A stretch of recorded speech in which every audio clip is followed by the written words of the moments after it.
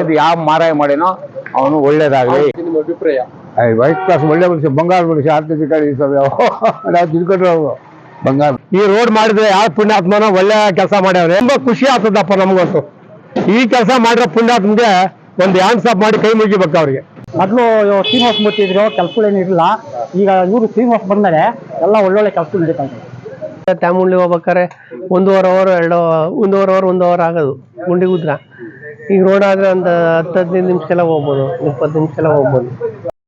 Accident ತಪ್ತದೆ, traffic ತಪ್ತದೆ, ಓಡಾಡೋ ಜನಕ್ಕೆ ಎಷ್ಟು ಅನುಕೂಲ, ಅನಾನುಕೂಲನಾ ಅನುಕೂಲನಾ? ಅವತ್ತಿಂದ ಆದ್ರೆ ಸಾಕು ಅಂತ ಕಾಯ್ತಾ ಅಲ್ವಾ? ಡೆವಲಪ್ ಮಾಡ್ತಾವ್ರೆ, ಸುತ್ತಲೂ ಬೈಪಾಸ್ ಮಾಡಿದ್ದಾರೆ.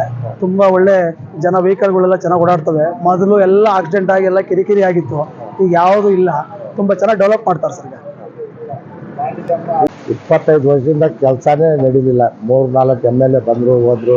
ಚನ್ನಗಪ್ಪ ಅವ್ರು ಬಂದರು, ಒಬ್ಲಾಪುರ MLA ಬಂದರು, BJP ಅವ್ರು ಬಂದರು, ಏನೂ ಆಗಲಿಲ್ಲ. ಇವ್ರು ಬಂದ ಮೇಲೆ ಕೆಲಸ ನಡೀತಾ ಇದೆ.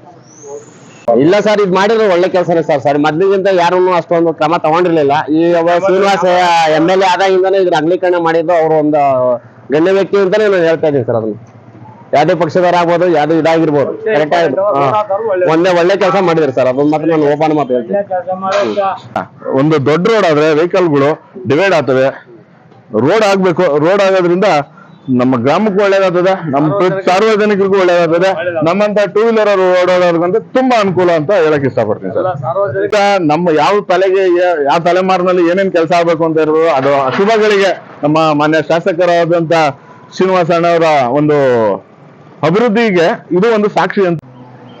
ಶ್ರೀನಿವಾಸ್ ಸರ್ಗೆ ನೀವು ಹೇಳೋದು ಏನಂತ ತಿಳಿಸ್ಕೊಡ್ತಾ ಇದ್ದೀರಾ? ಇಲ್ಲ ಸ್ವಾಮಿ, ದೇವರಿಗೆ ಒಂದೇ, ಅವರು ಒಂದೇ ಅಂತ ಹೇಳ್ತಿತ್ತು. ಹೌದು ಹೌದು, ಖಂಡಿತ ಹೇಳ್ತೀನಿ. ಕನಸು ಮನಸ್ಸು ಇದೆ. ಯಾಕೆಂದರೆ ಅವ್ರೊಬ್ಬರಿಗೋಸ್ಕರ ಮಾಡ್ತಾಯಿಲ್ಲ, ಜನಕ್ಕೆ ಪ್ರತಿಯೊಬ್ಬರಿಗೂ ಬರ್ತಾವ್ರಲ್ಲ, ಅದೇಳಿ ಅದು ಇಂಪಾರ್ಟೆಂಟ್. ಒಬ್ಬನು ನಾನು ಒಬ್ಬ ಊಟ ಮಾಡಿರಲ್ಲ, ಎಲ್ಲ ಜನ ಊಟ ಮಾಡಿರ್ತಾನೆ. ನಮಗೆ ಸಂತೋಷ ಅಂತ ಪ್ರಶ್ನೆ ಇದೆ ಅವರಲ್ಲಿ. ಎಂತ ಬೇಕಾದ್ರೆ ಸಂಪಾದನೆ ಮಾಡೋದು ದುಡ್ಡು ಕಾಸು. ಈಗ ಶಾಸಕರ ಬಗ್ಗೆ ಒಂದು ಆರೋಪ ಇದೆ, ಕೆಲಸಗಳೆಲ್ಲ ಮಾಡ್ತಾ ಇರೋದೇ ಅವ್ರಿಗೋಸ್ಕರ, ದುಡ್ಡು ಕಾಸುಗೋಸ್ಕರ ಮಾಡ್ತಾವ್ರೆ ಅಂತ ಜನ ಅನ್ಕೋಬಂದು. ಯಾರೇ ಓದ್ತಾ ಇರ್ತದೆ, ನಾಯಿಗಳು ಎಷ್ಟು ಅಂತ ವಿದ್ಯೆ ಕಡೆ ಬಿಡಿ, ಲೆಕ್ಕಕ್ಕೆ ಹಾಕಬಾರ್ದು.